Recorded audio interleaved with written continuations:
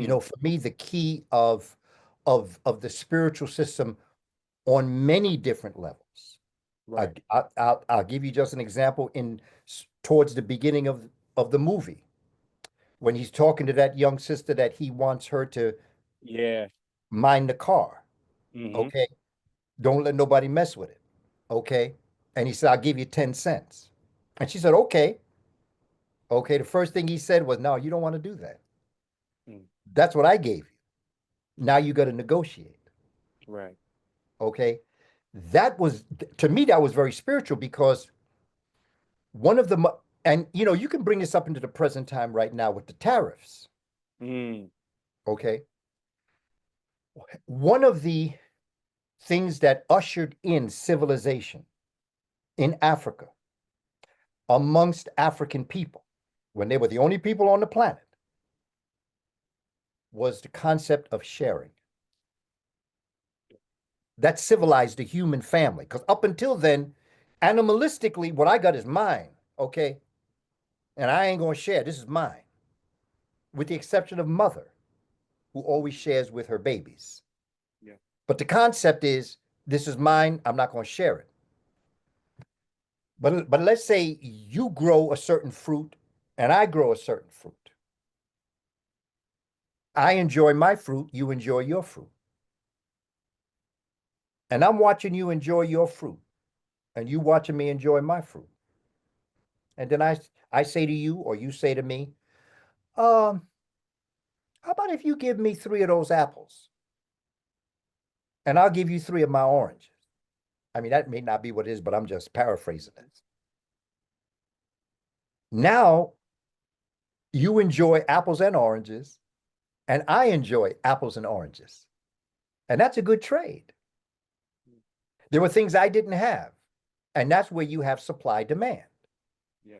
I had a supply of a certain fruit, you had a supply of a certain fruit. The demand was, I want to taste your fruit, and you want to taste my fruit.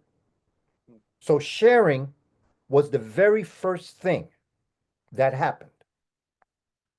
When we perfected that in Africa, the Twa Mbuti Khoisan people of Central Southern Africa, then we took that concept on the road, and that created trade. And that's why Warren Buffett said the other day, tariffs are like war, because now I ain't sharing with you no more. Mm. And when you get that type of mentality, you see, this is the cornerstone to our problem. We let people into our land that were vampires, bloodsuckers, who took your apples and my oranges, and then they killed us Mm. or they enslaved us. There was no trade. They took, but didn't give. And that knocked off the spiritual concepts of what trade is. Trade was the first important activity that humans did that brought love between people. Because now I got feelings for you because I'm tasting a fruit that's good. And you're feeling different to me because you're tasting a fruit that's good, that you don't grow. Supply and demand. So the spiritual aspect of just that scene alone, of him saying to her, no, no, no, you want a little bit more. So now we're going to negotiate.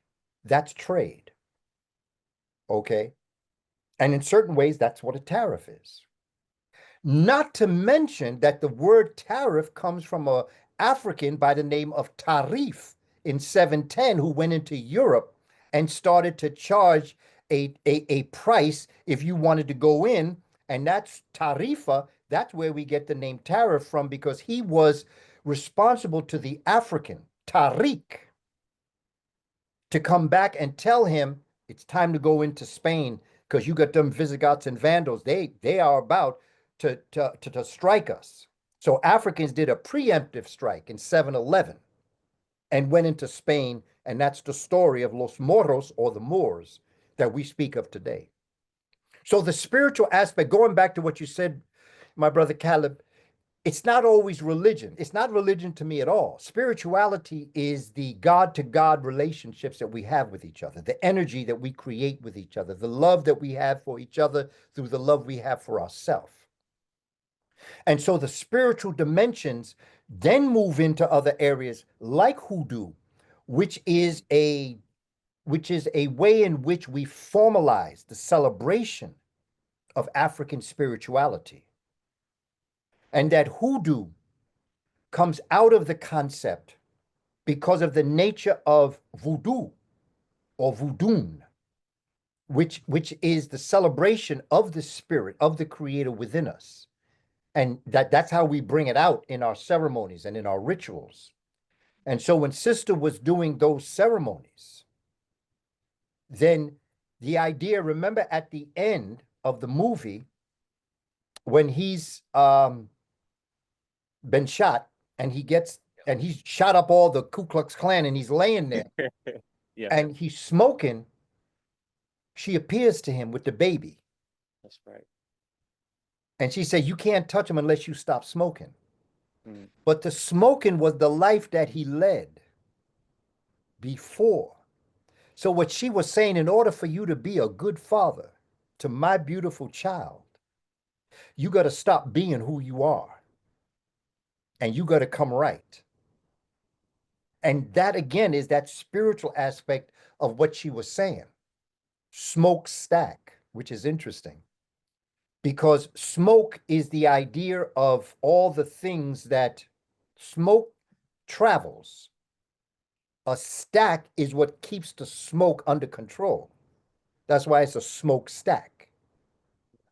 They're related to each other. The stack exists because of the smoke, and the smoke needs the stack to keep it under control. There's a gospel song that says, "Keep your lamp lit but trimmed." And so that idea of smoke stack as twins, you have one that's always out there doing all sorts of things, then you have the one that's disciplined. Yeah.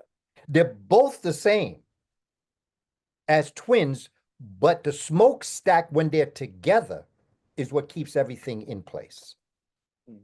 And so the spiritual concepts comes on so many different levels that you eventually get to a point where you can see how it applies to today's world. It applied to today's world because the vampires are out there now, and so is the Ku Klux Indeed. Klan. Yeah. And the question becomes for us, what we going to do? Mm. How are we going to react? Are we going to allow them in our home? See, my thing was looking at it from a political perspective. I saw the Ku Klux Klan as the Republicans, and I saw the vampires as the Democrats. Mm-hmm. And my concept is I turned 18 the year that 18-year-olds could vote. However, I turned 18 on the 16th of November. And election day was, I think it was the 7th or the 8th day, somewhere in there. It was that Tuesday in November. So I couldn't vote that year because I was not yet 18. I voted the next year. And I have been a Democrat all of my life. It's not to say I didn't vote for Republicans, but I was a registered Democrat. The first thing I did in November on my birthday was I went to get my real ID card and I became an independent. Now that's in many ways also very symbolic. I'm independent. I don't answer to nobody. I don't trust nobody. Mm-hmm. And if you want my vote, then you're going to give me what I want. And I say, I want reparations. They say, well, we're going to be thinking about, well, I say, well, after you finish thinking about it, you can let me know what you think, and then you can ask me for my vote. Until then, don't ask me for my vote. Because I'll write somebody's name in. Because we're at a point now where the Democrats, as Malcolm said, are weak, sly foxes. And the Republicans are crazy brute wolves. But they both belong to the dog family. Neither one of them ever made. And you know, the other thing that's so interesting, we spoke about it, is the fact that for the most part, black folk have always been Republicans. Yeah. When you think about Abraham Lincoln and the party and how it was established, 18, I think 58, something like that, or 1848, why it was formed. It wasn't formed because they wanted to free black people. It was formed because they wanted to keep the Union together. But that's a whole side conversation. So that the idea of becoming an independent and looking at the vampires that come at you, okay? I When I was doing cultural programs in the Board of Education in a school, I had a resource center, and there was a custodial engineer who was of Irish cultured descent. He had a strong Irish brogue, he was definitely Irish. And I remember one time I was down by the time clock, and he came up to me and he said, I just want to tell you this. He said, I sometimes stand outside your door when I'm cleaning the school and I listen to your classes. And he said, if I closed my eyes, that's what Irish people could say about the British. Because remember, the Irish were Catholics and the British were Protestants. And when they came in there, that's why spirituality had so much to do with that story, because what did that vampire who was Irish want? He wanted the music, Mm-hmm. because the music sets you free. The music is the frequency. The music is as much life as it is anything else.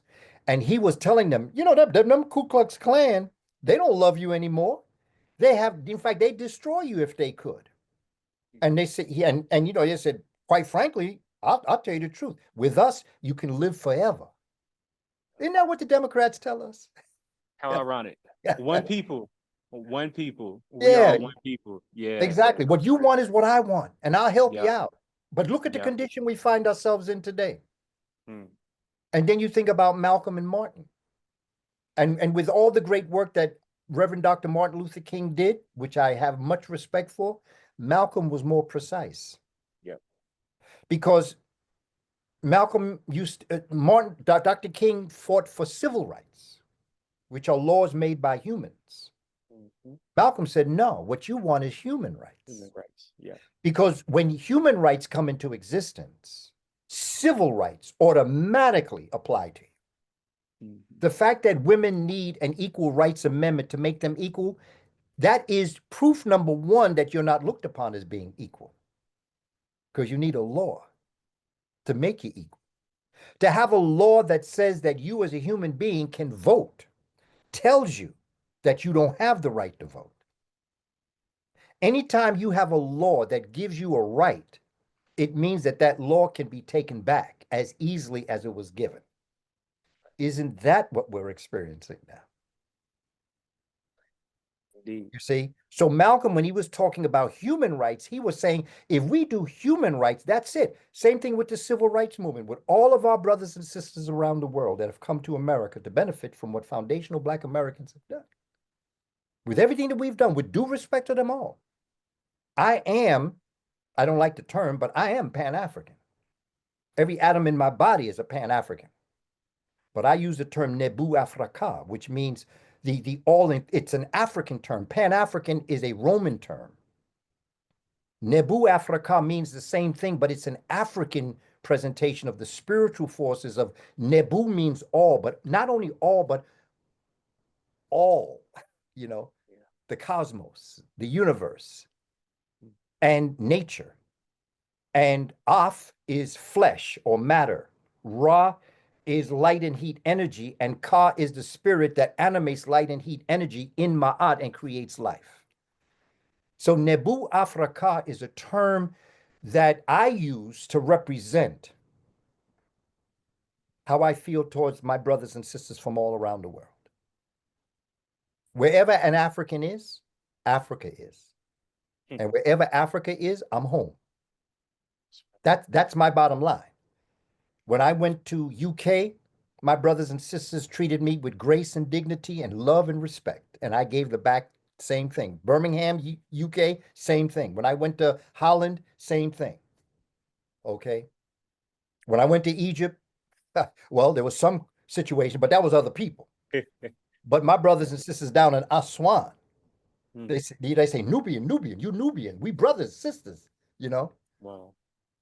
That's how they see. Okay. Everywhere I go, I embrace that. But we have to be clear on what we mean by foundational Black American in terms of the fact that my father's from Alabama and my mother's from Boston. I have a legacy of ancestors that worked the farms and the plantations of the United States. I have a legacy here. When brothers and sisters come from Jamaica, their legacy is Jamaican. They say, and they very proudly and should say, I'm Jamaican. Right. From Puerto Rico, I'm Puerto Riqueño. Okay. When I'm from Haiti, I'm Haitian. Okay. Mhm. And you should be. Yeah. You should be very proud of who you are. But what about Africans that are indigenous to America? What do we call ourselves? Americans? Mm. Come on. Elon Musk is South African. He's an African American. He's an African American. I had a student whose parents lived in Kenya, where she was born, and then they came back to America. They were Americans. She got a scholarship Uh-huh. as an African American. See, it's a legacy thing. Foundational Black American is a legacy term that we must use for reparations, for one thing. But just for self-identification, we have to use a term because everybody who is of African descent that comes to America becomes a citizen is an African American, but they don't have legacy on the plantations of America. You see?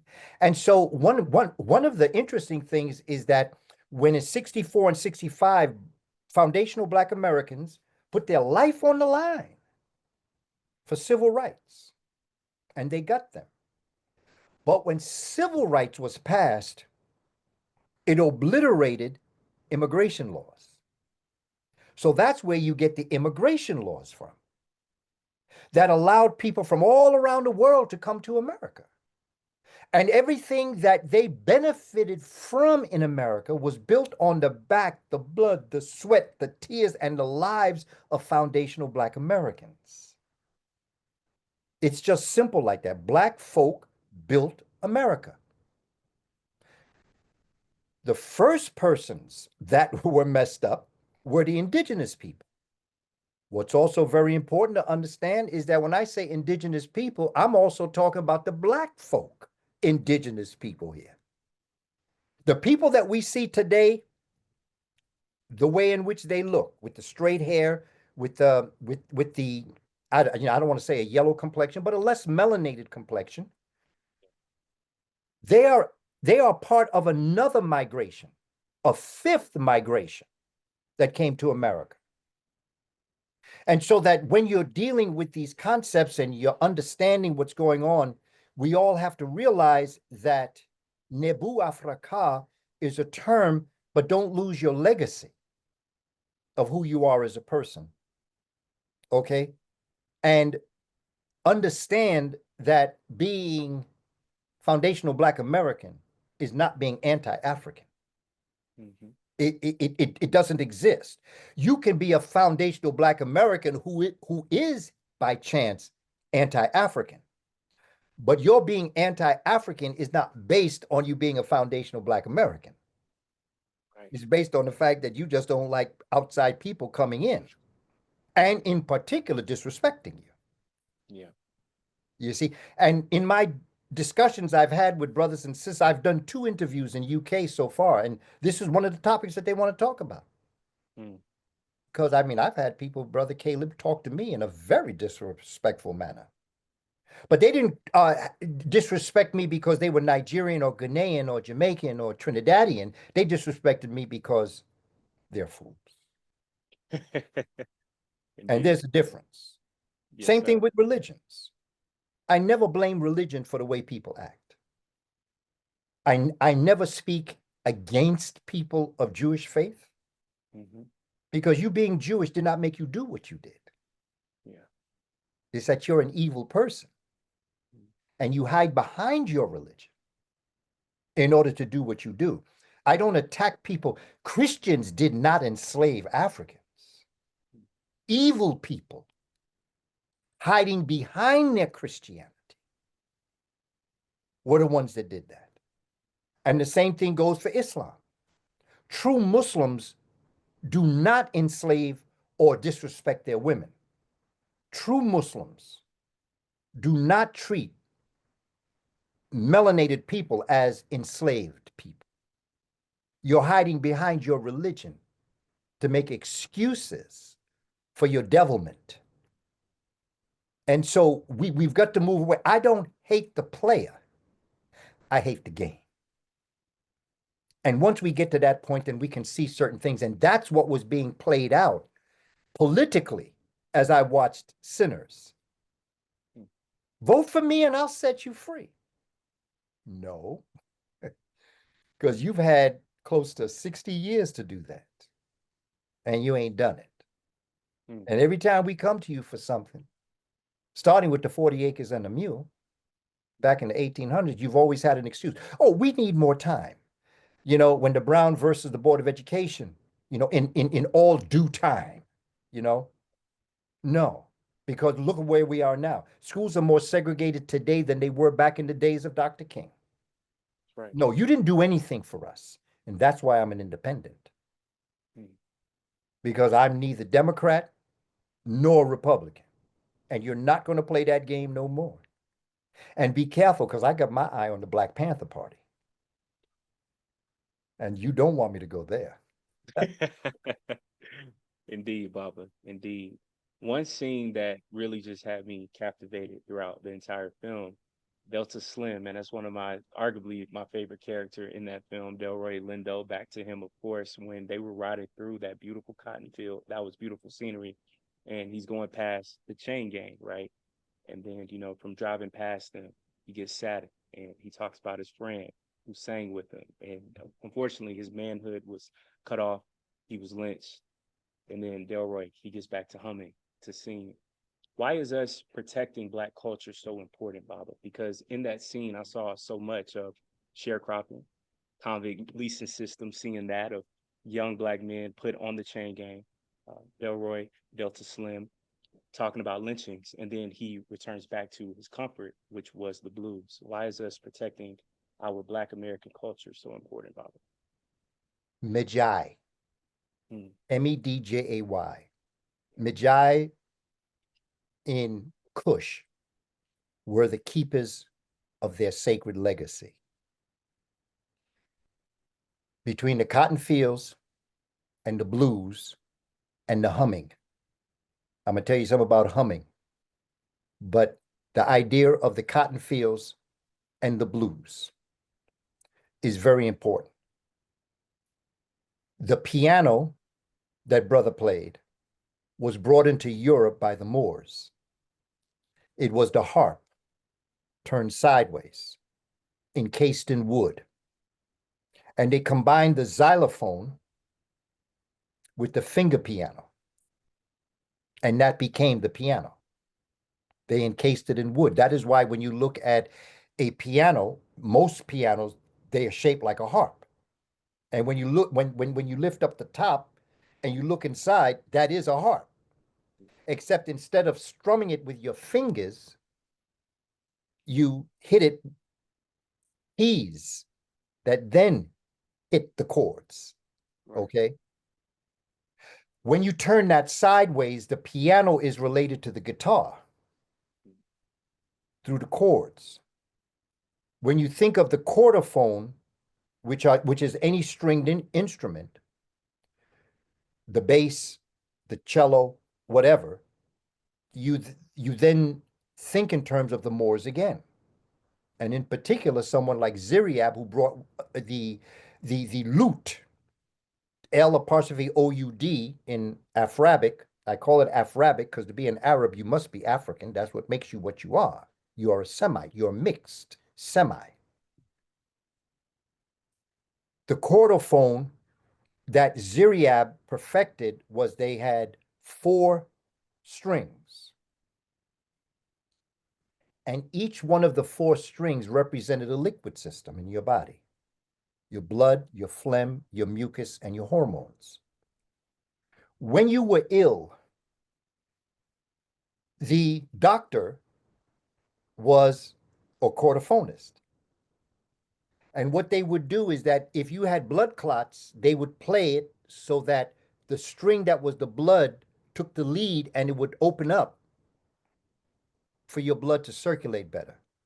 If you were stuffed up with mucus, they would play it over your body so that the mucus would be released. If you were filled with phlegm, okay, or if it was your hormones that you needed to be released through your glands. Well, what Ziriab did was he added a fifth string. And this is like in the 800s. In 822 was when he came out of Asia and came over to Spain. Ziriab, Ziryab. He added a fifth string, and that was for plasma. And plasma is your spiritual liquid. It's your claustrum, Claustrum, claustrum, which is the Christic oils. You know, when Christ was the anointed one, it represented that sacred liquid that stems from your brain stem and goes down your spinal cord, down through your spinal column and your nervous system, and it brings release to all of the problems that you have. And so in adding that fifth, that was the Saku string. That is what solved your spiritual problem, the energy problems, your depressions or your sadness, the challenges that you had in life. And so when I looked at that scene, see, whenever I see a cordophone, I think of the Moors. Whenever I see a piano, I think of the Moors and what we contributed to music that very few people, I shouldn't say that, some people may not be aware of, that Africans brought that into Europe. They were the ones that taught the Europeans what's called um, um, uh, box music, okay? And out of box music, B-A-C-H, Johannes Bach, out of Bach came what we call classical music. And here you have Beethoven, Thoven Bey, a black man from Spain whose family moved to Germany and then moved to Vienna in order to sit. They wanted Ludwig to sit under the tutelage of Amadeus Mozart. And so when I saw that scene, see, this is what I'm thinking about. But what I'm thinking about is as we travel through time and space, we're also traveling through history and geography. Because when they're riding in the car, that's geography, that's space. You're moving. When you're thinking about the time with the cotton fields, you're thinking about time. So you're dealing with the time-space continuum. And then when you deal with humming, the letter M is the only letter we use or sound where our mouth must be closed totally. M, mm, mm. Your lips must be closed. All the other letters, your mouth is open. A, B, C, D, E, Z, K, L, M, mm. Okay. You have a section in your right behind your olfactory bulb is where you smell. And this our ancestors were aware of. And when you feel a tickling in your head. There's a tickling. And when I do exercises in this, I always tell people, I want you to locate where that tickling is happening in your head. The area that's being tickled, our ancestors had a name for it, Shittite and Fint, but what it represented was the sacred sanctuary. And it's in that sacred sanctuary that you have a actual physicalness that exists in this water, in this liquid, right behind your olfactory bulb. And what's happening is that that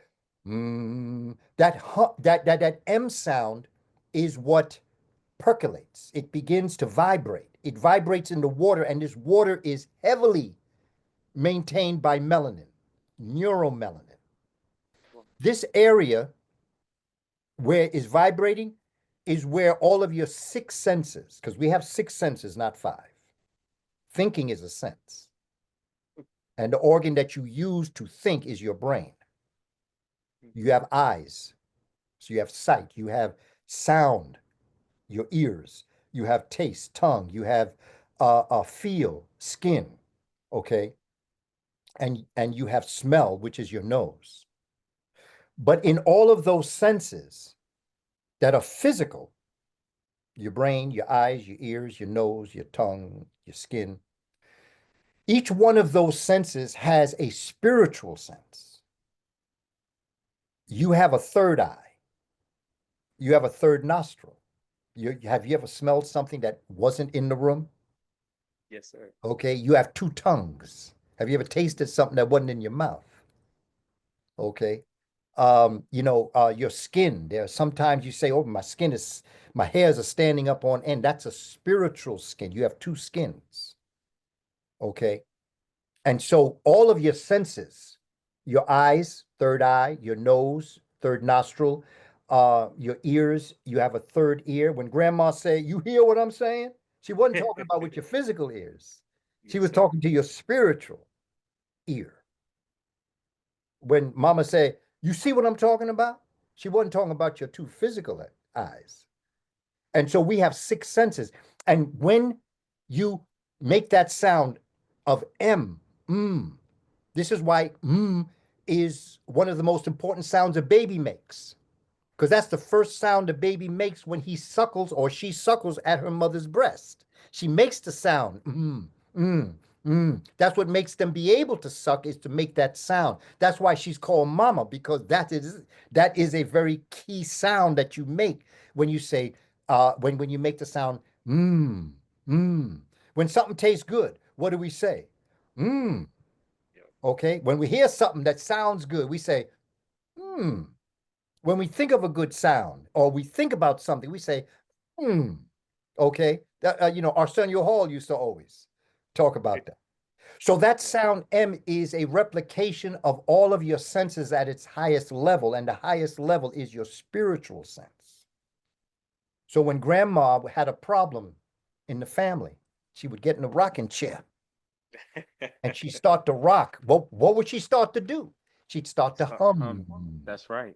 hum. That's right. Okay. Because in doing so, she's bringing herself down to that level of consciousness so that she can handle what's going on in her life. So humming is a spiritual. The other thing is that they took from African people something known as the Gregorian chant. And I encourage people to Google Gregorian chant, and you'll hear different sound.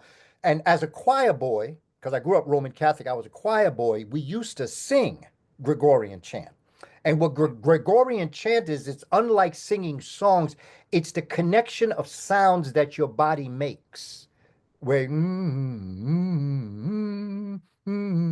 So what you're actually doing is that, man, you're messing with your sacred sanctuary there, because you're taking your whole senses throughout all sorts of places, times and spaces.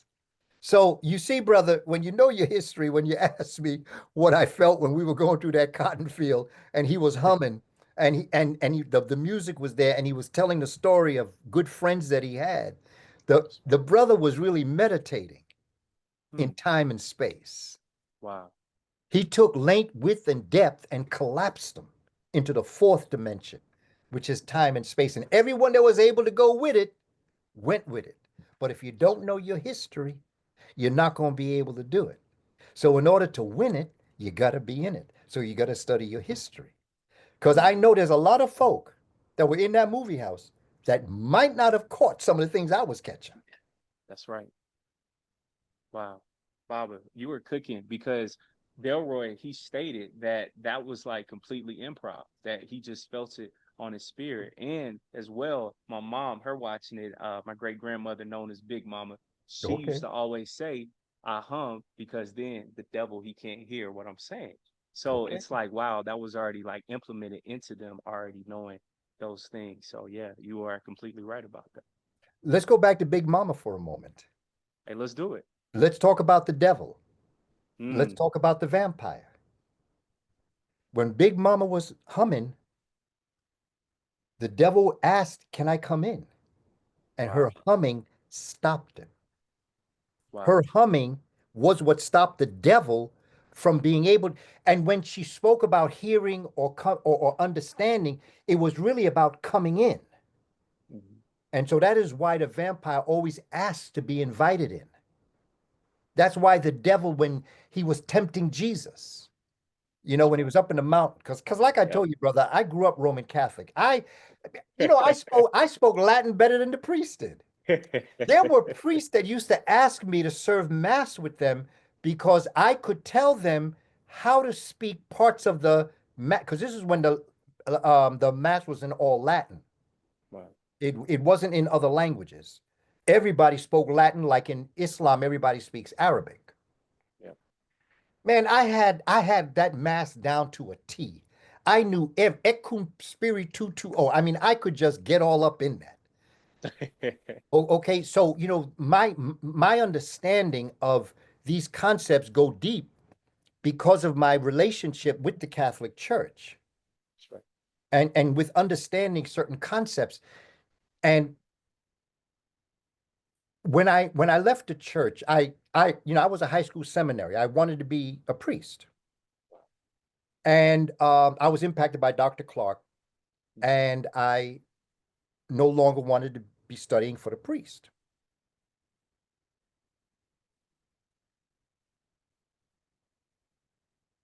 I often, well, my supervising priest said to me, Booker, that was my name, Booker, I think the church has lost you. Mm. Or no, I think the church is losing you. And I said, Father, the church has lost me. And I left and never came back. But if I could correct that, I wouldn't have said the church lost me. I would have said, I've gone into a part of the church that you're not in now. I didn't leave the church. I am more spiritual today than I've ever been. But now that I understand that we are temples, I've now entered into the Shittite infant. I've now entered into the sacred sanctuary. So now I know a spiritual system that goes deeper than the church exists today, or the mosque, or the temple. I'm deeper in my spirituality today than I've ever been in my life. But I don't see it as a religion. It is spirituality before religions. So now I see it as an energy Yeah. that brings the cosmos together, that creates a Nebu Africa. And understanding that this earth there's room for everybody on the earth. And the moment we are not bit by the vampire, Mm. see, you might have avoided the vampire the whole movie, but if he got you the last 10 seconds, you now are a vampire. You are now the undead, and you are going to act like the vampire.